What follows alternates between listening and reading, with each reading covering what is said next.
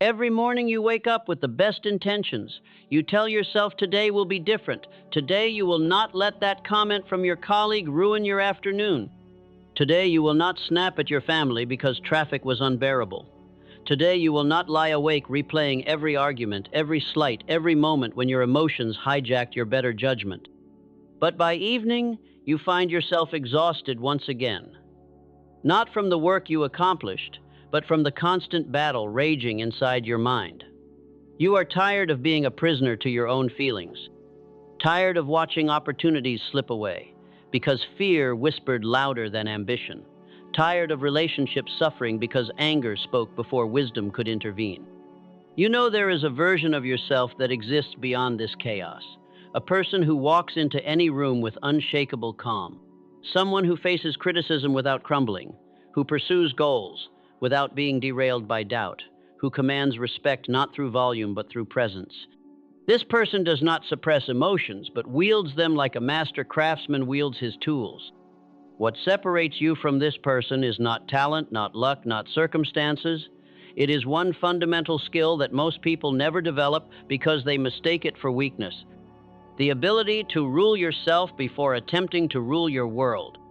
Tonight, I am going to show you how to stop being a victim of your emotional storms and become their master. This is not about positive thinking or temporary motivation. This is about a complete transformation of how you respond to life itself. You will discover why the most successful people in history were not the most gifted, but the most emotionally disciplined. Why silence can be your greatest weapon, and why true strength is invisible to everyone except those who possess it. The man who controls his emotions controls his destiny. The man who is controlled by his emotions is controlled by everyone and everything around him. Which man will you choose to be? If you are ready to stop reacting and start reigning, if you are ready to transform from someone who hopes for the best into someone who creates it through sheer force of will and emotional mastery, then this message was meant for you. Subscribe now, because what I am about to share will challenge everything you thought you knew about success, leadership, and the power that lies dormant within you.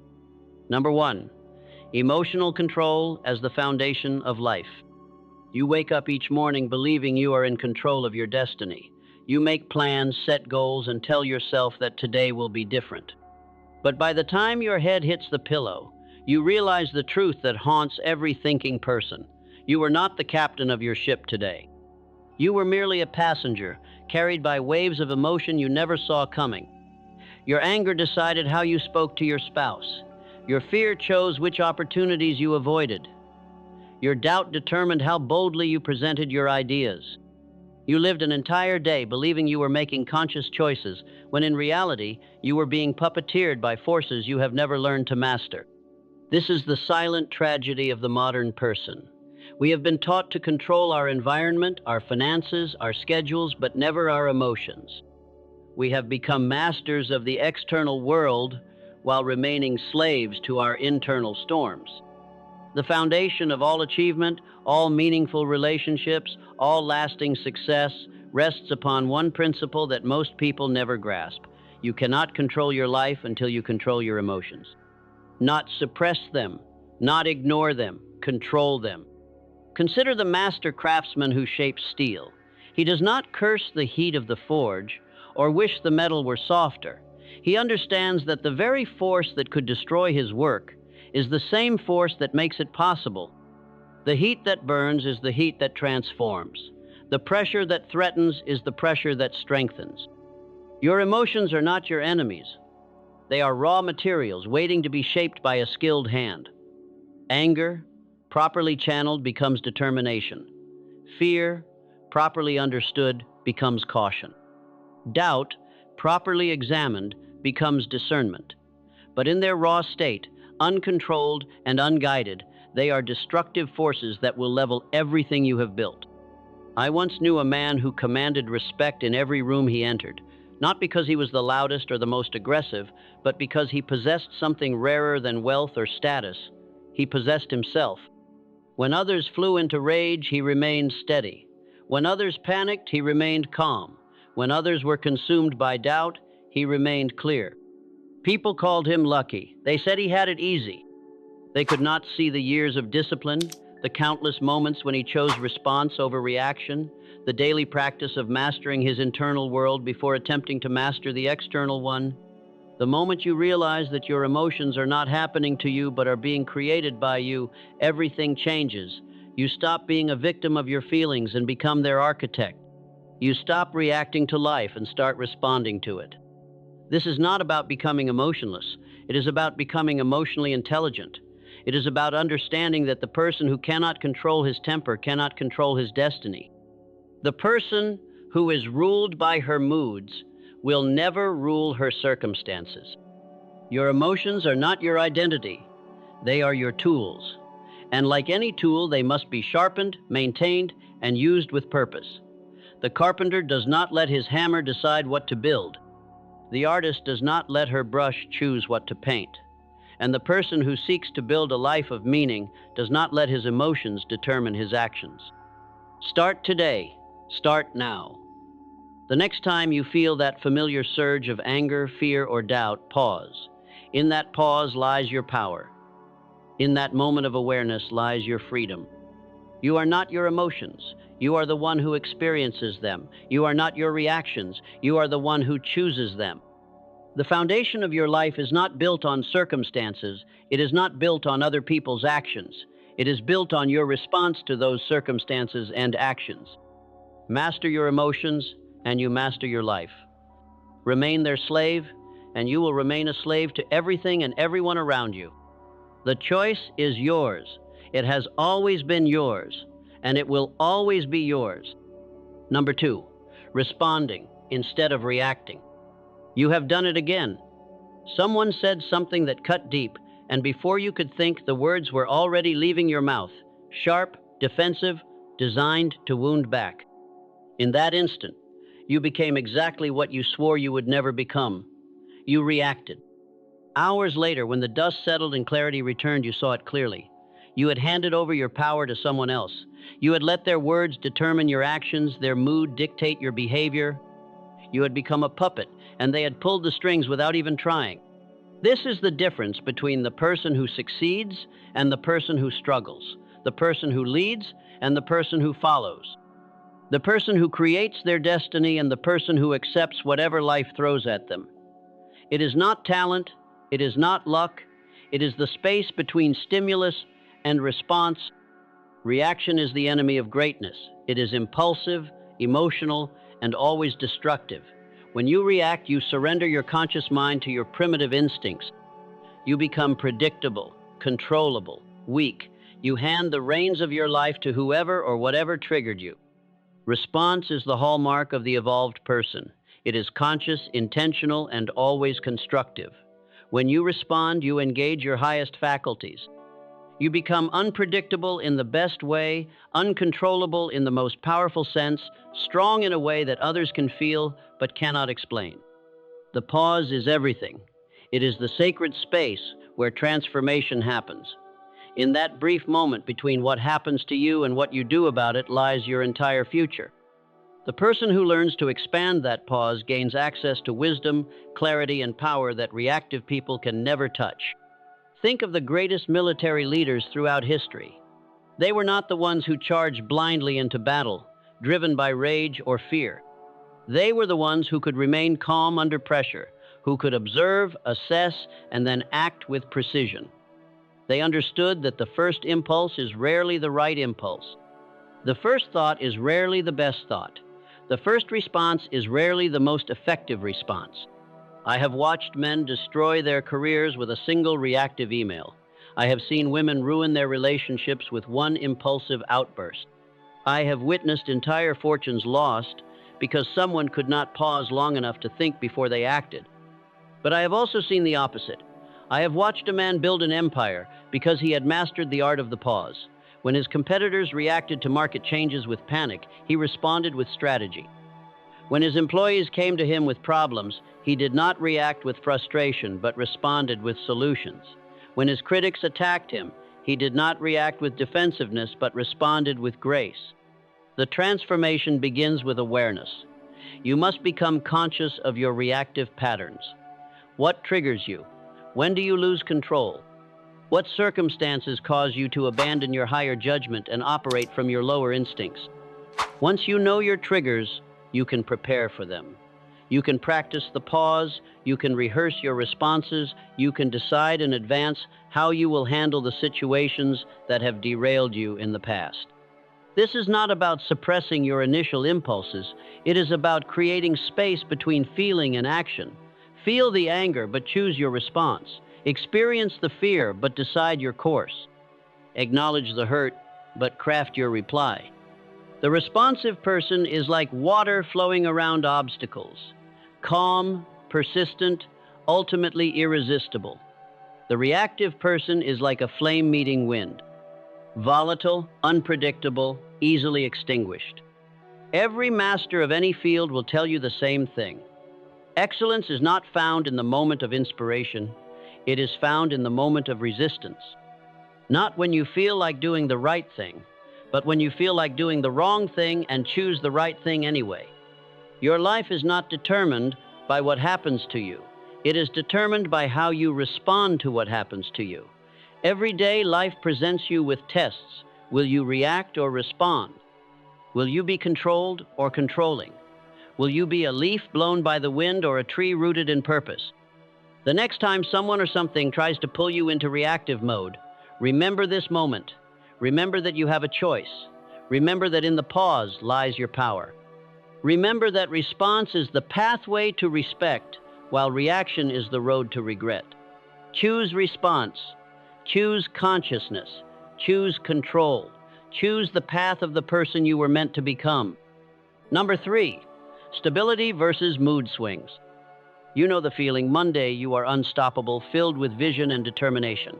You make plans, set ambitious goals, and feel certain that nothing can derail you. But by Wednesday, you are questioning everything.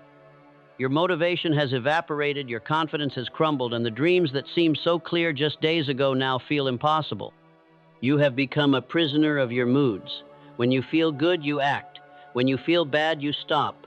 Your productivity rises and falls with your emotions like a ship tossed by waves. You have confused feeling ready with being ready, feeling motivated with being committed. This is why most people live lives of mediocrity, not because they lack talent or opportunity, but because they have never learned the difference between amateurs and professionals. Amateurs act when they feel like it. Professionals act regardless of how they feel. Success is not reserved for the most gifted. It belongs to the most stable. The person who can maintain consistent action despite the constant fluctuations of mood and circumstance. The person who has learned to act from principle rather than impulse, from commitment rather than convenience. Your moods are weather, not climate. They are temporary conditions, not permanent states. The person who builds their life on stable ground does not cancel their plans because of rain. They do not abandon their goals because of clouds. They understand that storms pass but foundations remain.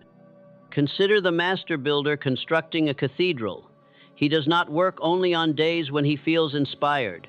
He does not abandon the project when progress seems slow. He does not quit because critics question his vision. Day after day, stone by stone, he continues his work.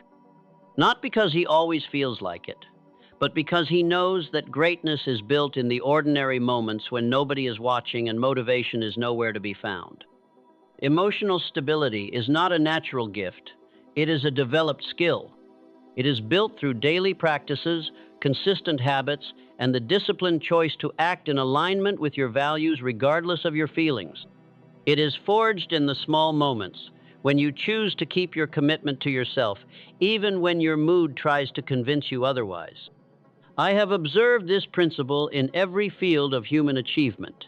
The most successful athletes train when they feel tired. The most accomplished artists create when they feel uninspired. The most effective leaders make decisions when they feel uncertain. They have learned that feelings are poor advisors and unreliable guides. Your mood today does not determine your capacity tomorrow. Your energy level this morning does not predict your potential this afternoon. Your motivation this week does not define your destiny this year. These are temporary fluctuations in an otherwise stable system, if you choose to make stability your foundation. The transformation begins when you separate identity from mood. You are not your feelings. You are not your temporary states of mind. You are not the voice that tells you to quit when things get difficult or to start when things feel easy. You are the constant observer, the stable center around which all these temporary conditions revolve. Start building systems instead of relying on feelings. Create routines that carry you forward when motivation fails. Establish habits that operate independent of your emotional state. Make commitments that you honor regardless of how you feel about honoring them in the moment. When you feel like giving up, that is precisely when you must continue. When you feel like starting something new, that is exactly when you must resist the urge to abandon what you have already begun. When you feel overwhelmed, that is the moment to simplify and focus on the next single step. The stable person is like a mountain. Weather changes around them, but they remain unmoved. Seasons come and go, but they endure. Others may be impressed by the flashy peaks and dramatic valleys of the mood-driven person, but they respect and trust the consistent presence of the stable one. Your emotional weather will change, that is guaranteed. But your response to that weather is entirely within your control. You can be a victim of your moods, or you can be their master. You can let them determine your actions, or you can act in spite of them. Stability is not the absence of feeling. It is the presence of choice. It is not emotional numbness. It is emotional intelligence. It is not suppression of your inner life. It is mastery of your outer actions. The question is not whether you will have difficult days. You will. The question is whether those days will derail you or develop you, whether they will weaken your resolve or strengthen your character, whether they will teach you to depend on circumstances or to become independent of them. Choose stability. Choose consistency. Choose to become the person others can count on, starting with yourself. Number 4, calmness as a competitive edge. Walk into any workplace, any meeting, any gathering, and you will witness the same scene playing out over and over again. People competing to be heard, voices rising to gain attention, gestures growing more dramatic to command respect. Everyone talking, few listening. Everyone reacting, few thinking. Everyone demanding to be taken seriously, but achieving the opposite effect.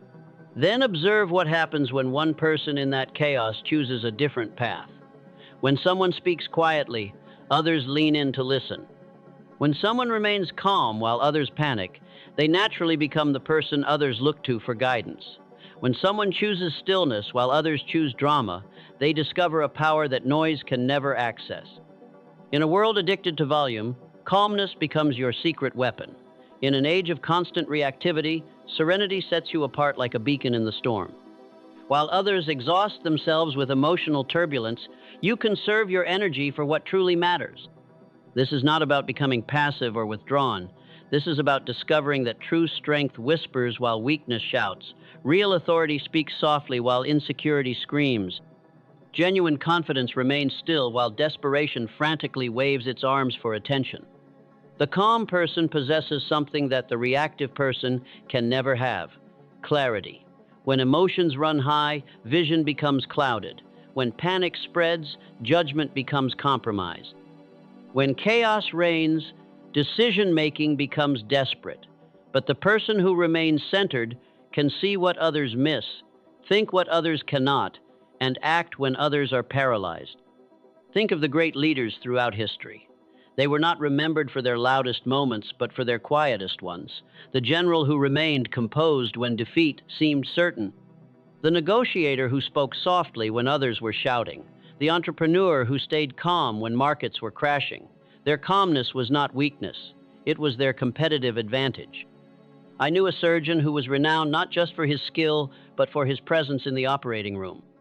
When complications arose, when unexpected challenges emerged, when life hung in the balance, he never raised his voice, never showed panic, never let the urgency of the situation compromise the precision of his actions. His calmness spread to everyone around him, creating an environment where excellence could flourish even under extreme pressure.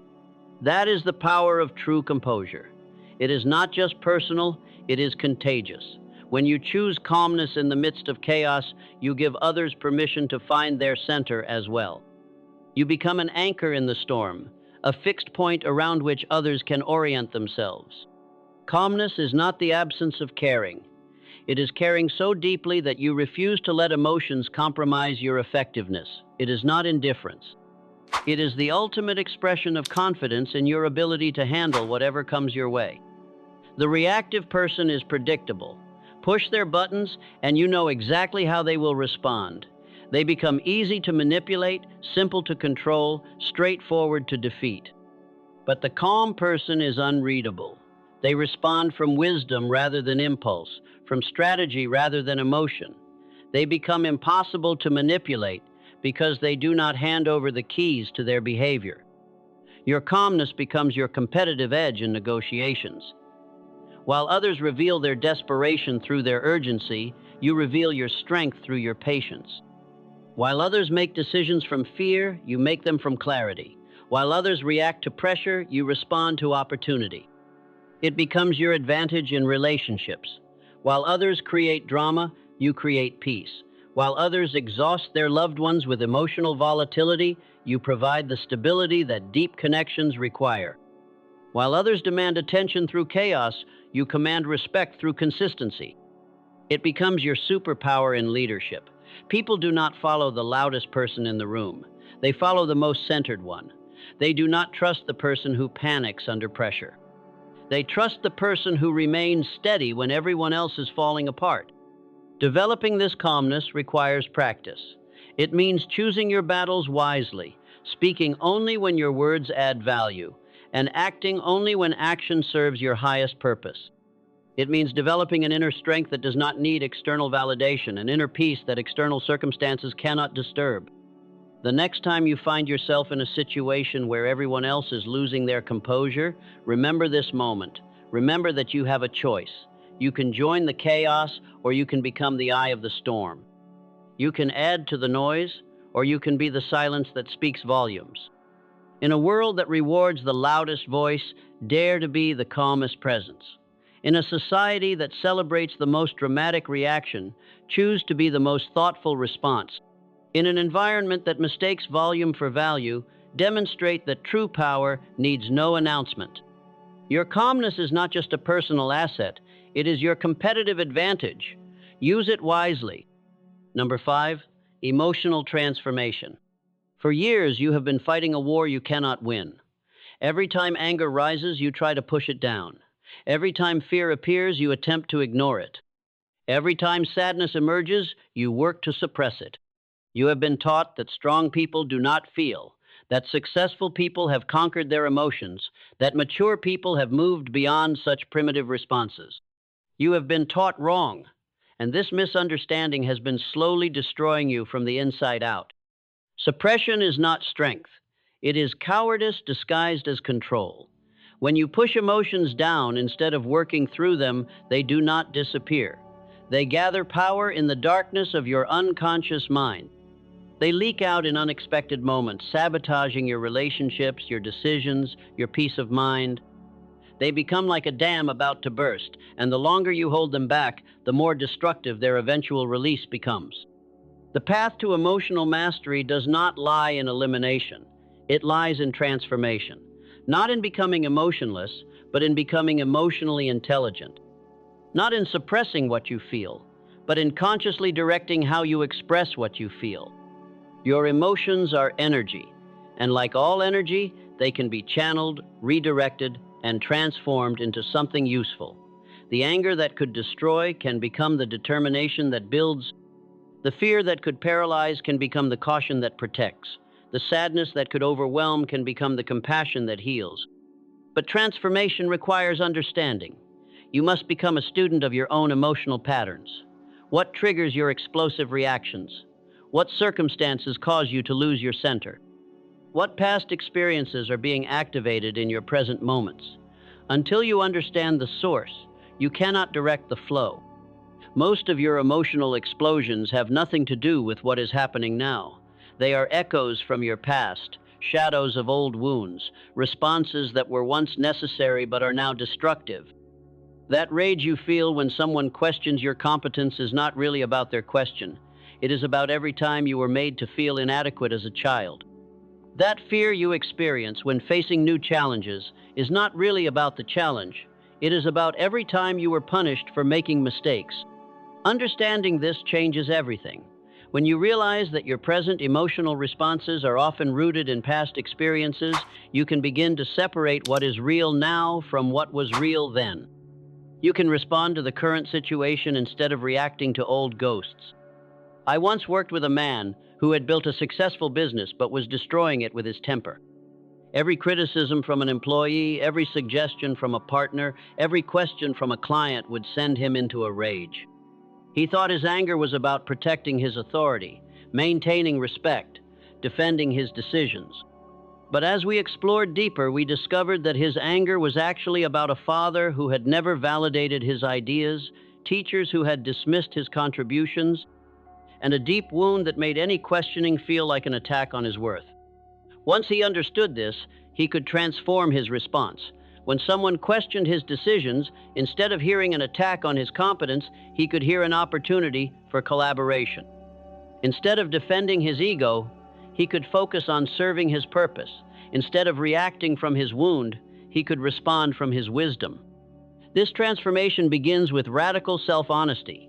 You must be willing to examine your patterns without judgment, to explore your triggers without shame, to acknowledge your emotional habits without self-criticism. This is not about blame. This is about understanding. This is not about dwelling in the past. This is about freeing yourself from its unconscious control over your present. The next step is conscious practice. When you feel that familiar emotional surge, pause and ask yourself, what is really happening here? What old story is being activated? What would my highest self do in this situation? How can I respond in a way that serves my growth rather than my ego? Emotional transformation is not a destination, it is a practice. Every day brings new opportunities to choose transformation over suppression, understanding over reaction, wisdom over habit. Every challenging interaction becomes a chance to respond from your evolved self rather than your wounded self. The person who masters this process becomes unstoppable, not because they no longer feel difficult emotions, but because they have learned to alchemize those emotions into wisdom, strength, and purpose. They have turned their greatest weaknesses into their greatest assets, their deepest wounds into their most powerful medicine. Your emotions are not your enemies. They are messengers carrying important information about your needs, your boundaries, your values. When you learn to listen to their message without being controlled by their intensity, you gain access to an intelligence that logic alone can never provide. Stop trying to eliminate your humanity. Start learning to elevate it. Stop suppressing your emotions. Start transforming them. The person you become through this process will be stronger, wiser, and more authentically powerful than any version of yourself that simply shuts down and shuts off. Your emotional life is not something to be conquered, it is something to be conducted, like a symphony where every note, even the difficult ones, contributes to the beauty of the whole. Number 6, the power of silence and calm. You have been conditioned to believe that silence means weakness, that the person who speaks least contributes least, that in order to be heard, you must be loud, that to command respect, you must demand attention. You have been taught that the squeaky wheel gets the grease, that the empty vessel makes the most noise, that he who hesitates is lost. These beliefs have made you part of the problem instead of part of the solution. They have turned you into another voice in the cacophony instead of the silence that brings clarity. They have made you reactive instead of responsive, noisy instead of powerful, desperate instead of confident. True power does not announce itself. It does not need to. When you possess genuine strength, people feel it without you having to demonstrate it. When you carry real authority, others recognize it without you having to declare it. When you have authentic confidence, it speaks through your presence, not your words. Silence is not the absence of communication. It is the most powerful form of communication. It says that you are so secure in your position that you do not need to defend it. It demonstrates that you are so confident in your worth that you do not need to prove it. It reveals that you are so certain of your direction that you do not need constant validation from others. The person who has mastered silence influences environments without effort. They walk into a room and change the energy simply by being present. They listen while others speak, observe while others perform, think while others react. And in doing so, they gather information that speakers miss, insights that performers ignore, wisdom that reactors cannot access. This is not about becoming withdrawn or disengaged. This is about understanding that your words carry weight in inverse proportion to their frequency. The person who speaks constantly is rarely heard. The person who speaks seldom is always listened to. The person who chooses their words carefully has each word carry maximum impact. I once observed a board meeting where 12 executives were gathered to make a critical decision. For 2 hours, 11 of them argued, debated, and tried to convince one another. They presented data, made passionate speeches, and grew increasingly frustrated as the discussion went nowhere. The 12th person said nothing. He listened, observed, and remained completely calm throughout the chaos. When the chairman finally asked for his opinion, he spoke for less than 2 minutes. His words were quiet, measured, and precise. He did not argue with anyone or dismiss any viewpoint. He simply presented a perspective that none of the others had considered because they had been too busy talking to think. His solution was adopted unanimously. His silence had given him access to wisdom that noise had denied the others. This is the paradox of influence. The more you try to control, the less control you have. The more you try to impress, the less impressive you become. The more you try to prove your worth, the more you reveal your insecurity. But the person who remains silent and calm demonstrates a kind of power that others instinctively recognize and respect. Silence allows you to hear what others miss. While they are preparing their next argument, you are absorbing the full meaning of what is being said. While they are defending their position, you are understanding the underlying dynamics. While they are reacting to the surface, you are perceiving the depths. Calmness gives you access to clarity that agitation cannot provide. When your mind is still, you can think clearly. When your emotions are steady, you can see accurately. When your spirit is at peace, you can act wisely. The calm person operates from a place of centered strength, while others operate from scattered weakness. The transformation begins when you stop trying to fill every silence and start learning to appreciate it. Stop feeling compelled to respond to every comment and start choosing when your response would add value. Stop equating activity with productivity and start distinguishing between motion and progress. Practice the art of listening without preparing your rebuttal. Practice the discipline of observing without immediately judging. Practice the wisdom of thinking before speaking, of understanding before seeking to be understood, of influencing through presence rather than pressure. When others are losing their composure, your calmness becomes a sanctuary. When others are speaking in anger, your silence becomes a voice of reason. When others are creating chaos, your stillness becomes a source of stability.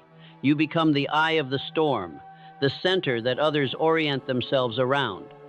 Your silence is not empty space waiting to be filled. It is full space containing wisdom, patience, and power. Your calmness is not absence of feeling, it is presence of choice. Your stillness is not lack of action. It is action waiting for the right moment. The next time you feel the urge to fill silence with words, resist. The next time you feel compelled to react immediately, pause. The next time you want to prove your worth through volume, demonstrate it through presence instead. In a world full of noise, your silence will be noticed. In a culture of reactivity, your calmness will be remarkable. In an environment of chaos, your stillness will be powerful. Not because you are doing nothing, but because you are choosing to do only what serves your highest purpose. Silence and calmness are not passive qualities. They are active choices. They are not signs of weakness. They are demonstrations of strength. They are not absence of power. They are power waiting for the perfect moment to be expressed. Master them, and you master yourself. Master yourself, and you influence everything around you without saying a word. Number 7, forgiveness as personal liberation. There is someone you cannot stop thinking about, someone whose actions wounded you so deeply that the pain has become part of your identity. Someone whose betrayal, whose cruelty, whose indifference has taken up residence in your mind and refuses to leave. You replay the scene over and over, crafting the perfect response you never gave, planning the revenge you will never take, nurturing the anger that is slowly consuming you from within. You tell yourself that your resentment is justified, that your anger is righteous, that holding on to this pain somehow honors the wrong that was done to you. You believe that forgiveness would be weakness, that letting go would be surrender, that moving on would be betrayal of your own worth. You are wrong.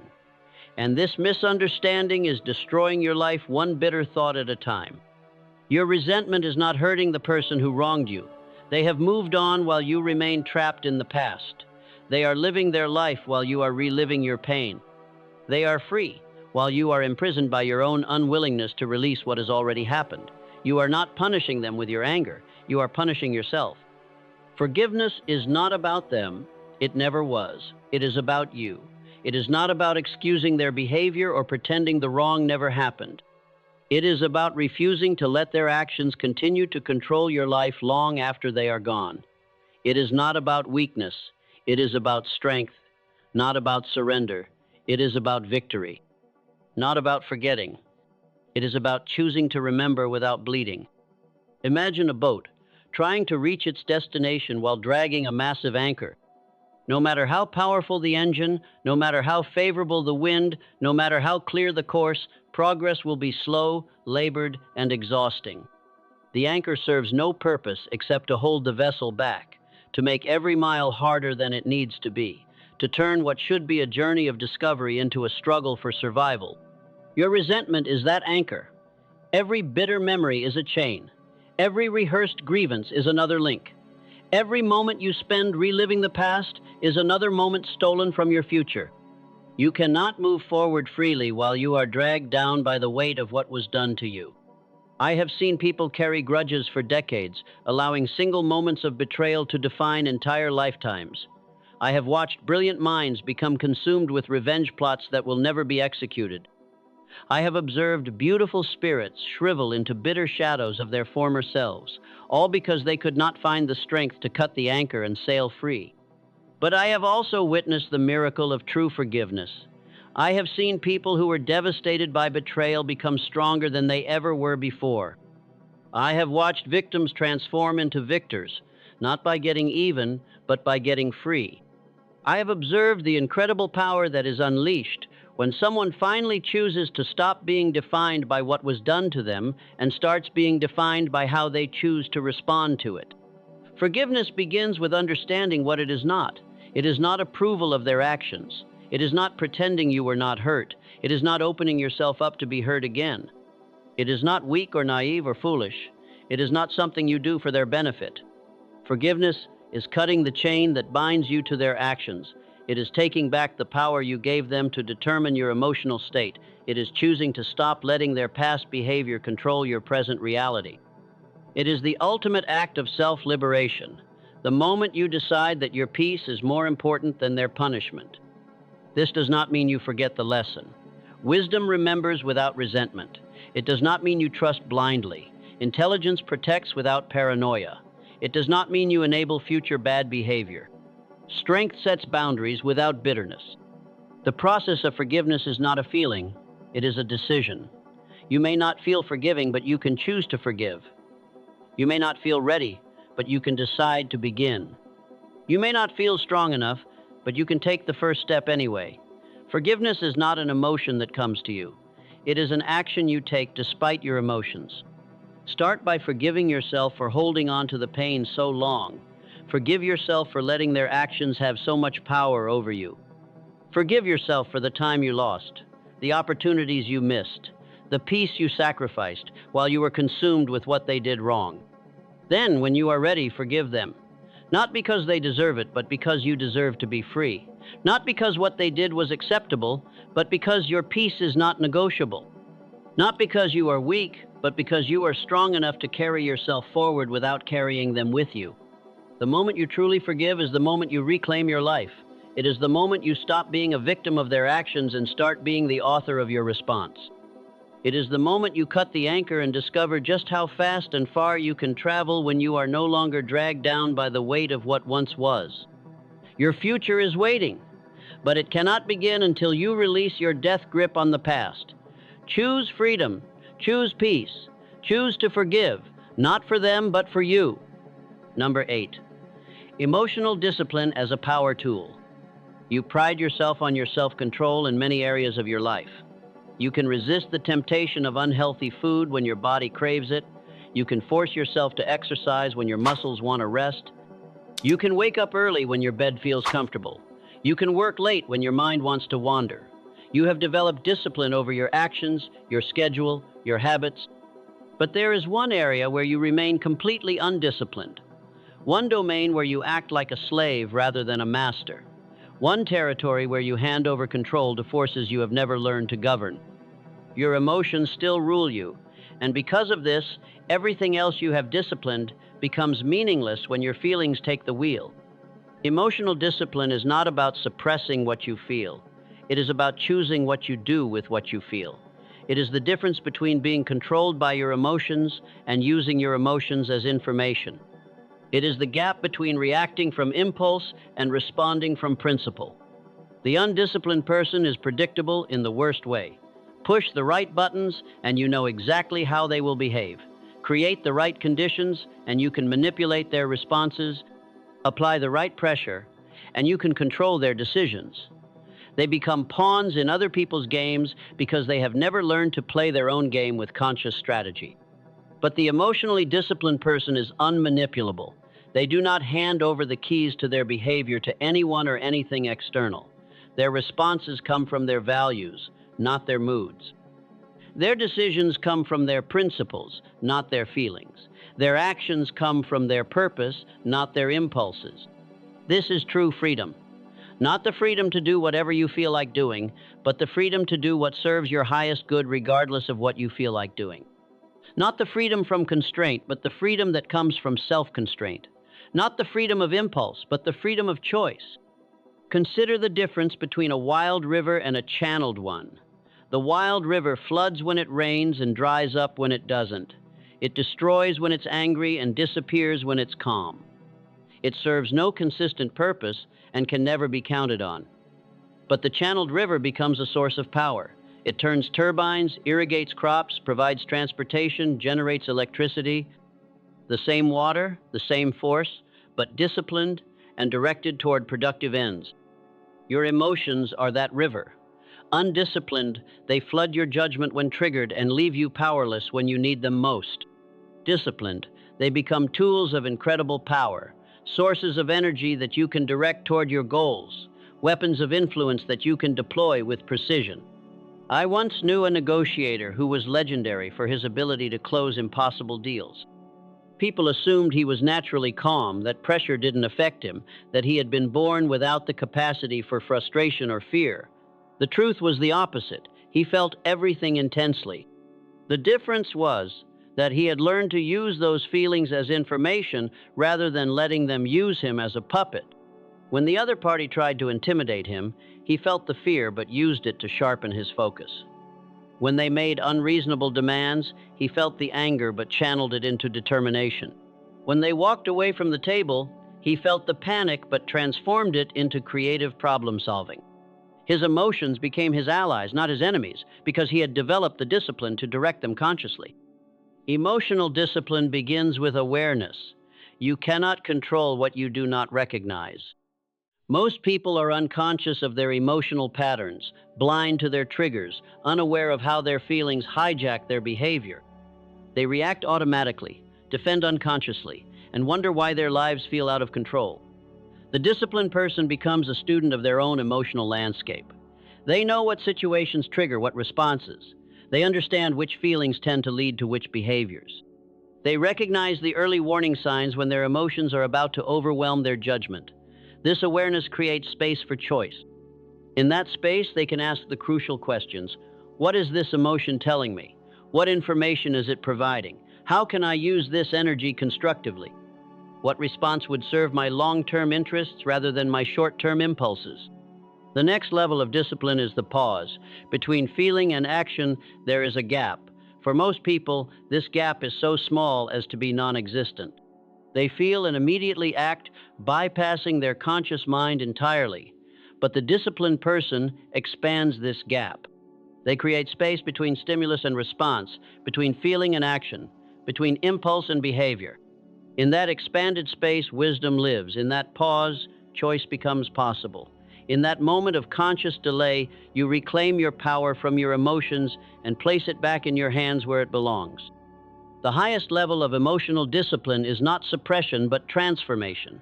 You feel the anger, but you direct it toward productive change rather than destructive revenge. You feel the fear, but you use it to prepare wisely rather than paralyzed completely.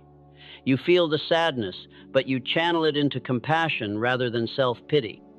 This is not easy work. It requires constant vigilance, daily practice, and the willingness to be uncomfortable in service of growth. But the payoff is extraordinary. The person who masters their emotional world becomes unshakable in every other world. They become immune to manipulation, resistant to intimidation, and capable of clarity, even in chaos. Your emotions are not your masters. They are your tools. But like any tool, they must be sharpened, maintained, and used with skill. Master them, and you master everything. Remain their slave, and you remain everyone's slave. The choice is yours. It has always been yours, and it will always be yours. Number 9, personal leadership and self-sufficiency. Every morning you wait. You wait for motivation to strike before you begin your important work. You wait for recognition before you feel valuable. You wait for perfect conditions before you take action. You wait for someone else to give you permission, validation, or approval before you move forward with your life. You have become a follower in your own story, waiting for someone else to lead you toward your own destiny. This is the tragedy of the modern individual, capable of extraordinary things, but only when the stars align, talented beyond measure, but only when the mood strikes, powerful beyond imagination, but only when others encourage them to be. You have outsourced your leadership to external forces and wondered why your life feels out of control. True power begins with self-leadership, the ability to direct yourself toward your goals without external motivation, to hold yourself to high standards without external accountability, to act in alignment with your values without external applause. The person who cannot lead themselves will never successfully lead others. The person who requires external validation will never develop internal strength. Self-leadership is not about isolation or independence from all human connection. It is about internal independence from the need for others to make you feel worthy, motivated, or capable. It is about becoming your own source of direction, your own source of standards, your own source of encouragement when the world offers none.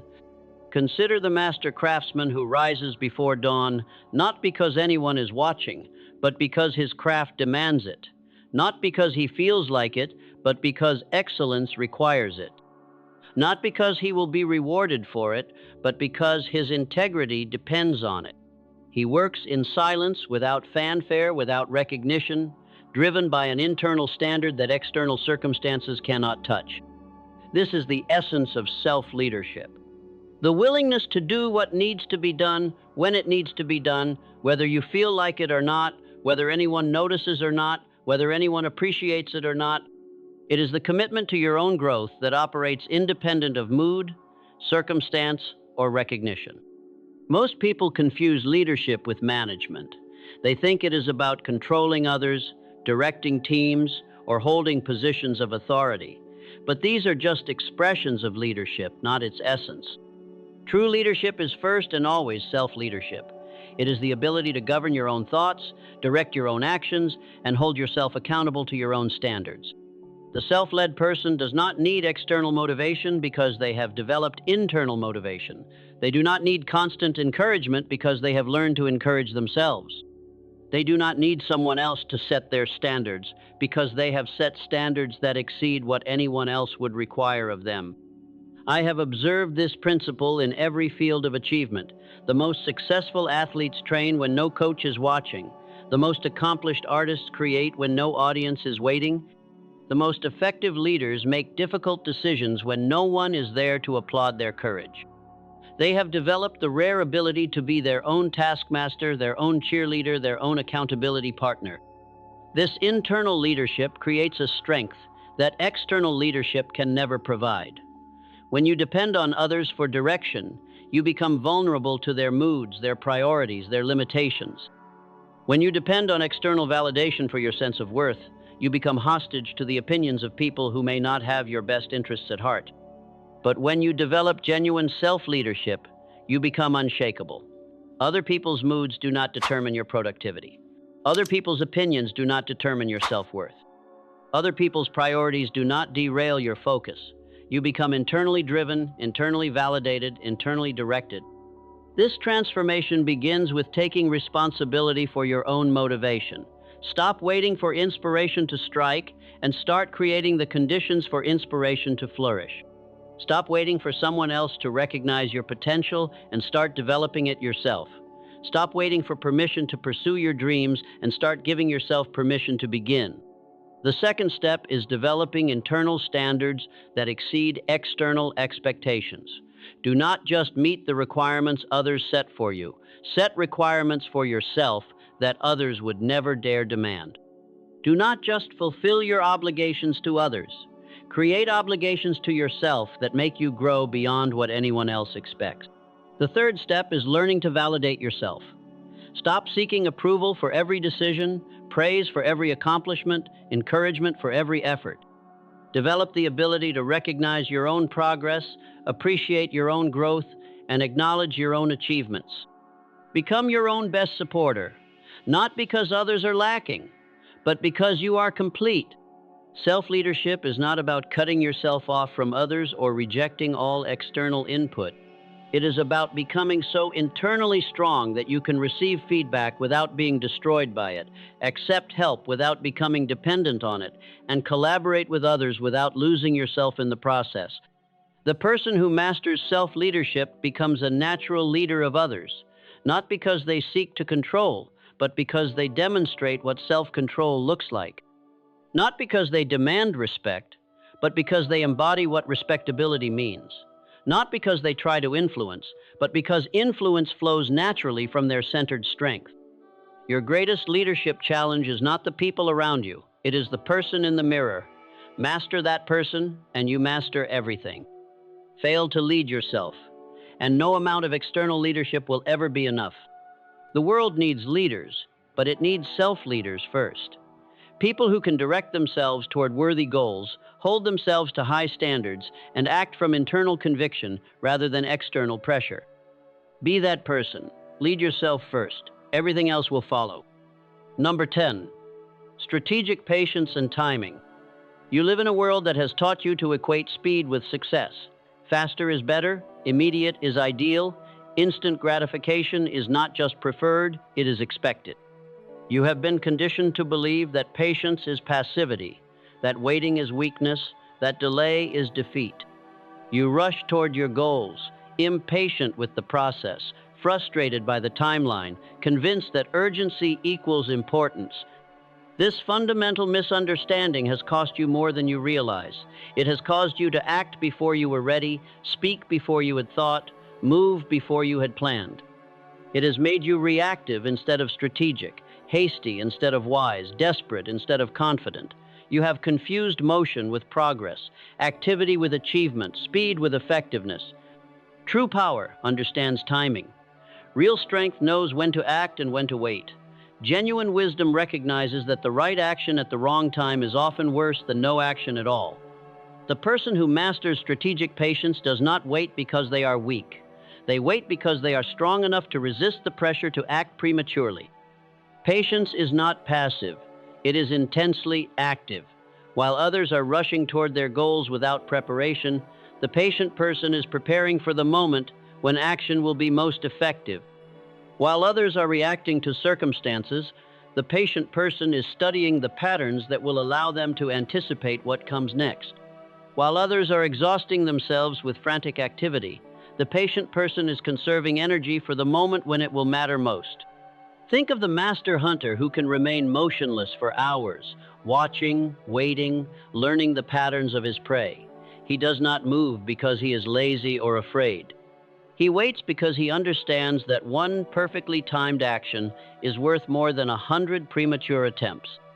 When he finally moves, it is with the precision and power that only comes from patient observation and strategic timing. The impatient person reveals their desperation in everything they do. They negotiate from weakness because they cannot wait for better terms. They make decisions from fear because they cannot tolerate uncertainty. They accept mediocre opportunities because they cannot hold out for exceptional ones.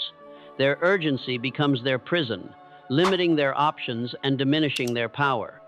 But the strategically patient person operates from a position of strength. They can afford to wait for the right opportunity because they are not desperate for any opportunity. They can demand better terms because they are willing to walk away from bad ones. They can make decisions from wisdom because they are not pressured by artificial timelines. I once knew an investor who was mocked by his peers for his conservative approach. While they were chasing every hot trend, making quick deals, and celebrating immediate gains, he was studying, waiting, and preparing.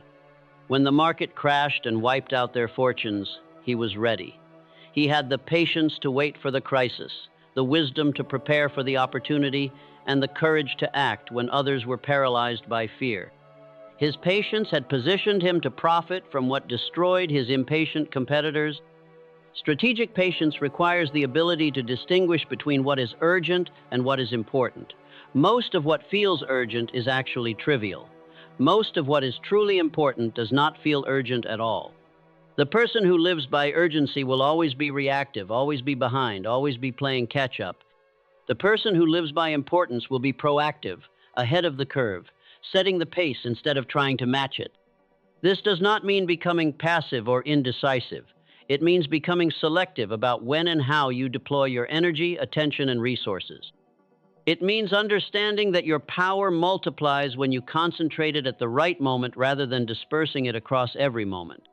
Patience also requires confidence in your ability to handle whatever comes. The impatient person acts quickly because they fear they will not be able to handle a more complex situation later. The patient person waits because they trust in their ability to rise to whatever challenge the future presents. They know that preparation plus opportunity equals success, and they are willing to invest in preparation even when the opportunity is not yet visible. The transformation begins when you stop measuring progress by speed and start measuring it by direction. Stop equating immediate action with effective action. Stop confusing busy with productive. Stop mistaking urgency for importance. Learn to ask better questions. Is this the right time to act, or would waiting give me better options? Am I moving toward my goal, or am I just moving? Is this action coming from wisdom or from impatience? What am I trying to prove by rushing, and what might I accomplish by waiting? Develop the ability to sit with uncertainty without needing to resolve it immediately. Practice holding space for possibilities without needing to force them into reality prematurely. Learn to trust the process even when you cannot see the destination. The next time you feel the urge to act immediately, pause and ask yourself, what would patience accomplish that haste would destroy? What opportunities might emerge if I wait? What strength might I gain by resisting the pressure to move before I am ready? Strategic patience is not about waiting for perfect conditions. Perfect conditions never come. It is about waiting for optimal conditions, for the moment when your preparation meets opportunity, for the time when your action will have maximum impact. The impatient inherit frustration. The strategically patient inherit the earth. They move with the precision of a surgeon, the timing of a master, and the confidence of someone who knows that good things come to those who wait wisely. Your moment is coming, but it will only be your moment if you are patient enough to recognize it and prepared enough to seize it when it arrives. Number 11, silence as a dominance strategy. You walk into rooms and immediately begin talking. You fill every pause with words, every silence with sound, every gap with commentary. You have been taught that participation means speaking, that leadership means being heard, that intelligence means having something to say about everything. You fear that silence will make you invisible, irrelevant, forgotten. You could not be more wrong. Your constant talking is making you invisible. Your need to fill every silence is making you irrelevant. Your compulsion to comment on everything is making you forgettable. You have confused noise with presence, volume with value, words with wisdom. The person who speaks constantly is rarely heard. Their words lose weight through repetition, impact through frequency, authority through volume. They become background noise, easily ignored, quickly dismissed. But the person who speaks rarely commands attention every time they open their mouth. Their words carry weight because they are rare, impact because they are chosen, authority because they are deliberate. Silence is not the absence of power. It is power in its most concentrated form. When you choose not to speak, you force others to wonder what you are thinking. When you resist the urge to react, you make others question their own positions. When you remain calm while others become agitated, you demonstrate a strength that words could never convey. This is not about being withdrawn or antisocial. This is about understanding that your silence can be more powerful than your speech, your presence more influential than your words, your stillness more commanding than your movement. It is about recognizing that in a world full of noise, the person who chooses quiet becomes impossible to ignore. Watch what happens in your next meeting. Notice how the person who speaks first often speaks most. Observe how the loudest voice rarely carries the most weight. See how the person who argues every point usually wins no points. Then notice what happens when someone who has been quiet finally speaks. The room goes silent. People lean in. Every word is weighed and considered. This is the paradox of influence. The more you try to dominate through volume, the less dominant you become. The more you try to control through talking, the less control you have. The more you try to impress through words, the less impressive you appear. But the person who dominates through silence, controls through presence, and impresses through restraint wields a power that speakers can never access. Strategic silence is not passive. It is intensely active. While others are speaking, you are listening for what they are not saying. While others are arguing, you are understanding the real dynamics at play. While others are reacting, you are observing the patterns that will determine the outcome. Your silence gives you information that talkers never receive, insights that speakers never gain, wisdom that noise always drowns out. I once watched a negotiation between two teams of lawyers. One team talked for hours, presenting every argument they could think of, covering every possible angle, leaving nothing unsaid. The other team listened, asked 3 precise questions, and then made one quiet statement that completely changed the direction of the discussion. The silent team won because they had used their silence to understand what the talking team really needed, what they truly feared, and what they would ultimately accept. The silent person becomes the center around which conversations revolve. Others find themselves trying to impress them, seeking their approval, wondering about their thoughts. They become the fixed point, while others orbit around them, desperate for some sign of their attention or acknowledgement. This happens because silence creates mystery, and mystery creates fascination. The person who reveals everything through constant talking becomes predictable, transparent, easily categorized. But the person who reveals little through strategic silence becomes intriguing, complex, worthy of deeper consideration. Silence also forces others to fill the void, often revealing more than they intended. When you resist the urge to respond immediately, people feel compelled to elaborate, to explain, to justify. They show you their true motivations, their real concerns, their hidden agendas. Your silence becomes a tool for gathering intelligence that direct questions could never extract. The transformation begins when you stop fearing silence and start weaponizing it. Stop feeling compelled to respond to every comment, question, or challenge. Start recognizing that your non-response can be more powerful than any response you could craft. Practice the art of the strategic pause. When asked a difficult question, do not rush to answer. Let the silence hang in the air. Let the other person feel the weight of their inquiry. Then, when you do respond, your words will carry the authority that comes from careful consideration. Learn to be comfortable with others' discomfort in silence.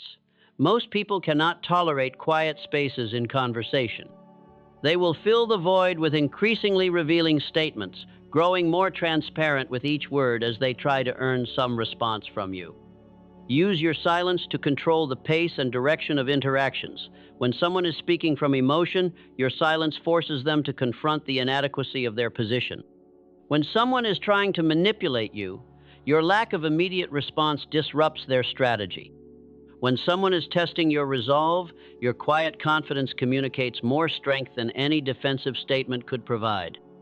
Remember that respect is not earned through words, but through presence. Authority is not granted to the loudest voice, but to the most centered one. Influence is not gained through arguments, but through the kind of quiet confidence that makes arguments unnecessary. In your next conversation, experiment with saying half as much as you normally would. In your next meeting, try listening twice as long as you usually do. In your next conflict, resist the urge to defend immediately and see what happens when you let silence do the work. The person who masters strategic silence does not need to demand respect. They command it. They do not need to fight for attention. They attract it. They do not need to prove their worth through words. They demonstrate it through presence. Your silence is not empty space. It is full of power, heavy with possibility, pregnant with potential. Use it wisely, and you will discover that sometimes the most powerful thing you can say is nothing at all. Number 12, emotional independence and resilience. You wake up each morning at the mercy of forces beyond your control. Your mood depends on how others treat you. Your confidence rises and falls with external validation. Your sense of worth fluctuates with praise and criticism like a stock price responding to market rumors. You have built your emotional foundation on the shifting sands of other people's opinions, and you wonder why your life feels unstable.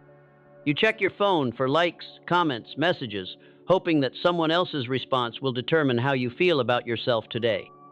You replay conversations, analyzing every word for signs of approval or rejection. You change your behavior based on how you think others will react, molding yourself into whatever shape you believe will earn their acceptance. This is not living. This is existing at the whim of everyone else's moods, opinions, and agendas. You have become emotionally dependent on people who may not even be thinking about you, whose approval you seek, but whose respect you will never earn through this desperate pursuit. Emotional independence is not about cutting yourself off from others or rejecting all human connection. It is about building an internal foundation so solid that external storms cannot shake it. It is about developing a sense of self-worth that does not require constant maintenance from others. It is about becoming so centered in your own value that other people's opinions become interesting information rather than determining factors. The emotionally independent person is unmoved by insults because they know their worth does not depend on someone else's ability to recognize it. They are unimpressed by flattery because they do not need external validation to feel valuable. They are undaunted by setbacks because they understand that temporary circumstances do not define permanent character. This is not coldness or indifference. It is freedom. The freedom to be authentic without fear of rejection. The freedom to pursue your goals without needing constant encouragement. The freedom to stand by your values without requiring others to share them. The freedom to be disappointed by outcomes without being destroyed by them. Consider the mountain that stands unmoved regardless of the weather around it. Rain cannot dissolve it. Wind cannot topple it. Snow cannot bury it permanently. Storms may rage around its peak, but its foundation remains solid. This is the nature of true emotional independence. External conditions may change, but the core remains unshakable. I have known people who were so dependent on external validation that a single critical comment could ruin their entire week. I have watched brilliant individuals abandon their dreams because someone they respected expressed doubt. I have seen confident people become anxious wrecks because they could not predict or control how others would respond to their choices. But I have also witnessed the incredible power of true emotional independence. I have seen people pursue their vision despite universal criticism and ultimately prove their critics wrong. I have watched individuals maintain their integrity in situations where everyone else compromised theirs. I have observed the quiet strength of those who know their worth so deeply that other people's confusion about it becomes irrelevant. This transformation begins with the recognition that you cannot control other people's responses, but you can control your response to their responses. You cannot determine whether others will appreciate you, but you can determine whether their appreciation matters to your sense of self. You cannot guarantee that people will treat you well, but you can guarantee that their treatment will not define your worth. The next step is developing internal sources of validation. Instead of seeking approval from others, learn to acknowledge your own progress. Instead of waiting for recognition, practice recognizing your own growth. Instead of depending on others to make you feel valuable, create value that you can see and appreciate regardless of whether anyone else notices. This does not mean becoming arrogant or dismissive of feedback. The emotionally independent person can receive criticism without being crushed by it and accept praise without being inflated by it. They can consider other perspectives without being controlled by them. They can value relationships without being desperate for them. Emotional resilience comes from this independence. When you are not dependent on external circumstances for your emotional stability, you become capable of handling whatever life presents. Setbacks become learning opportunities rather than personal failures. Criticism becomes information rather than attack. Rejection becomes redirection rather than devastation.